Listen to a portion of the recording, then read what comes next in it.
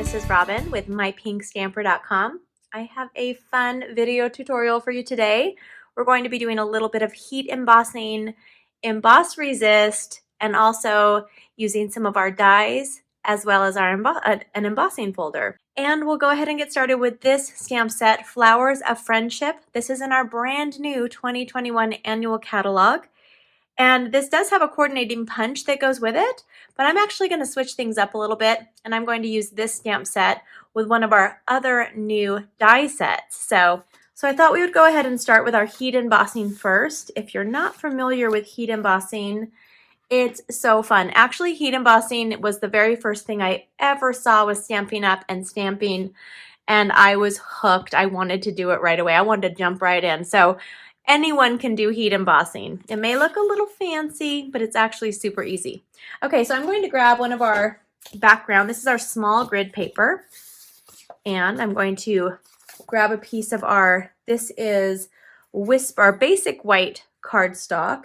And actually, I think I'm going to go ahead and cut this out with the die first, just to make sure I have enough room. Okay, this is our Stampin' cut and emboss machine. I'll give you guys a better view.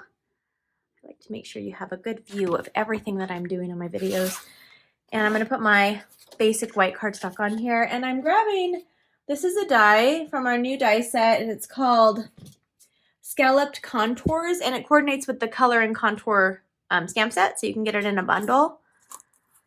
But I feel like I'm going to use these dies in so many projects. They're very versatile, and they're just so adorable. Okay, I'm going to run that through. Okay, that's all I'm going to do right now with my Stampin' Cut and Emboss. Okay, let me fix my angle really quick for you. There we go. Got a better view of my workspace. Okay, I'm going to go ahead and punch this out.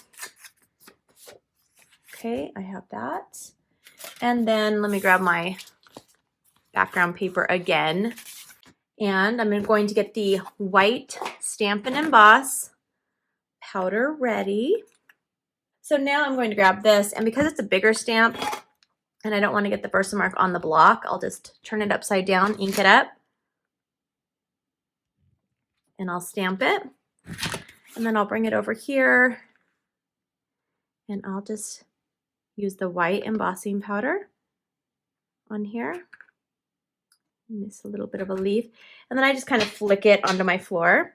So I have this one ready to go. You can't really see it yet, but you'll see it soon. And now I'm going to just grab a scrap piece of our basic black cardstock, and I'm going to use the sentiment, little card, big thanks.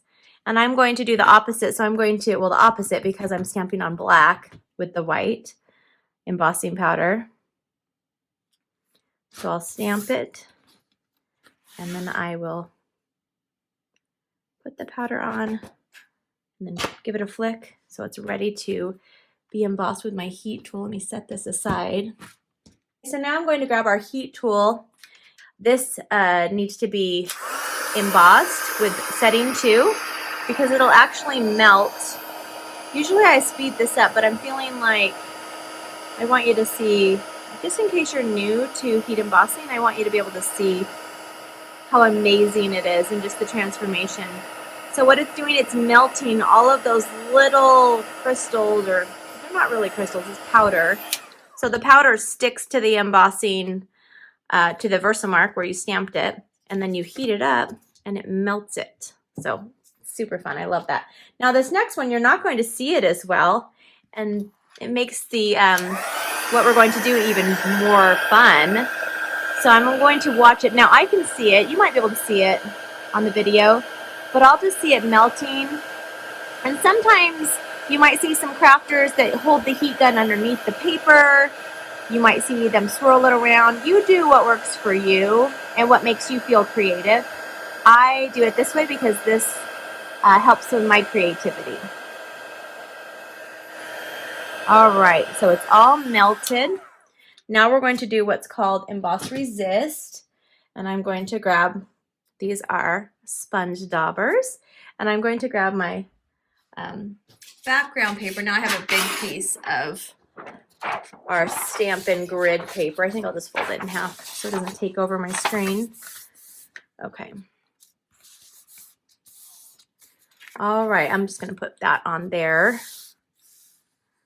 There we are. Okay, so I'm gonna grab, we're using 2 of our brand new ink colors. If you haven't seen the new catalog yet, every year Stampin' Up! Comes out with 5 new colors that are exclusive to them, and they're available for 2 years. So these will be available for the next 2 years, so you'll see them on a lot of my projects.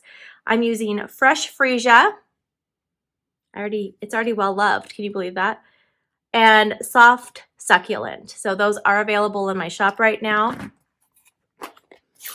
And I'm going to open one. I'm going to put one of the sponge daubers just on my finger like this, and I'm going to push it in here. And then I am going to, ready for the magic? I think I'm going to zoom in so you can be wowed. Okay, ready? Here we go. I'm just going to do a circle. And isn't that gorgeous? So I'm going to just do the flowers with the circle. And some of you, if you've placed orders on my shopping page recently, you might be getting this card in the mail from me. I made a batch, so if you watch to the end, you can see my batch. I usually make all of my cards in batches of 4, 8, or 12, so I don't get bored before I move on to the next project. And then I send them to my customers who place online orders on my shopping page. Okay, so I'm glad I didn't do that. Okay, so I'm going to keep it zoomed in. So that was Fresh Freesia. Now I'm going to be using Soft Succulent. This is probably my favorite green that we have right now. It might even be Granny Apple. I'm sorry, Granny Apple, but I love it. This is a beautiful color. It's very on trend right now as well. Stampin' Up! Does a really good job of doing their research, and it seems like when they release a color, it's right in line with the new colors for the year, or the new color and the trends. Not that I need to be trendy when I'm crafting, but it's fun to have new colors. Okay, so I'm just doing that. Isn't this gorgeous? And it's going to come right together. So I'm just going to, you can blend it in as much or as little as you'd like. Okay, there we go. So pretty, and I'm looking on my screen and I'm thinking, wow, that looks so good. I just made a dozen of these last night. I was watching one of my new shows on Netflix and I just wanted something to stamp. I don't know if you're like me, but my hands have to be doing something while I'm watching TV. So I usually will design a card, or I'll work on a present for someone, you know, goodie bags or something like that while I'm watching TV. Okay, I'm just going to cut this out just straight across, and I'm going to save that. And it doesn't have to be perfect. The best part of paper crafting is it doesn't require perfection. And I am a perfectionist, so it's really nice that I don't have to be so perfect when I'm making my cards and my scrapbook pages. I can just have so much fun just enjoying the creativity. All right, so I can set that aside. One more thing, and then we can put it together. So it looks like it's a really extravagant card when you see the finished card, but it's so easy to do and anyone can do it. All right, so now I'm going to be using our brick and mortar embossing folder. Then I'm going to use this specialty plate. If you don't have a die cut machine, our Stampin' Cut and Emboss is awesome, and it comes with all the plates you need to get started. And you really don't need to buy any other plates unless you need a replacement. The clear plates you'll need to replace from time to time. They get really well loved. All right, now let's put this beautiful card together. So I'm going to turn this piece over. This is, I didn't even tell you guys, this is Fresh Freesia cardstock. It's cut 3 3/4 by 5 inches. I'm going to grab my Stampin' Seal Plus, and I'm just going to pull this down carefully. All right, I'm going to put that on a piece of our basic black cardstock because I wanted to pop and pull out the black. Anytime I'm using black, so if you notice we did this in the beginning, I want this to be pulled somewhere else in the card. So that's how my creativity works. I try to incorporate the colors either on the card base or on an embellishment. And this, I'm using the cardstock behind here, and then we're also going to add an embellishment. So anyone can create these projects. They're super simple to do. Okay, so now I'm going to take our card base, which is our basic white thick cardstock. It's cut at 5.5 by 8.5 inches, and it's scored at 4.25 with our paper trimmer right in the middle. And then I can have a nice and tight crease. I'm going to turn this piece over, and I am going to add just a little bit. You can add a lot or a little of our Seal Plus. Again, this is a little bit strong. You can use it for making boxes and bags and scrapbooking. We also have the regular seal, which works great. I just grabbed my Plus. Okay, so now what I'm going to do is I'm going to take this main element, flip it over. I'm going to grab some of our foam adhesive strips, and I'm going to grab one of these strips. You can use dimensionals too, you just need to use a lot of them.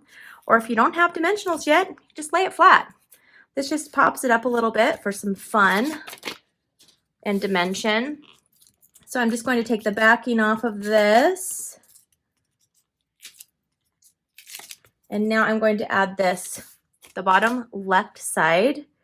So you can just barely see the freesia coming through the scallops. And now we are going to take the sentiment, or the sentiment, little card, big thanks. I'm going to put a couple of our Stampin' dimensionals to pop this up. You could also use the foam adhesive strips. And this is going to go, not upside down, the bottom left, just above the stitches and next to the stitches. I'm going to grab our